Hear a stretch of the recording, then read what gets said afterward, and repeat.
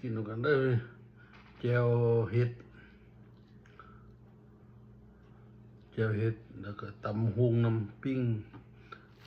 ทอดไก่อืม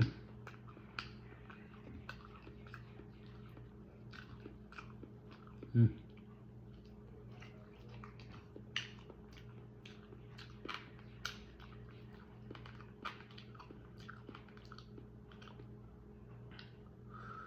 อืม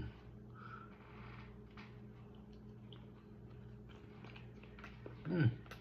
แซ่บอืม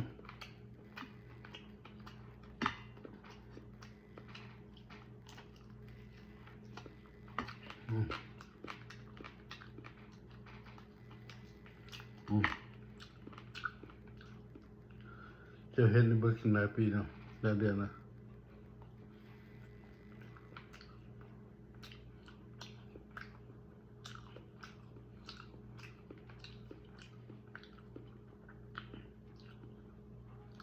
แต่มะเขือน้ำใส่มะเขือน้ำแซ่บมาเลยใส่มะกรูดดินอืม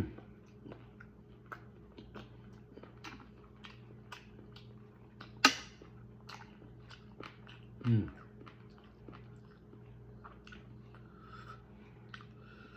อืมอะไรที่มากินเนาะ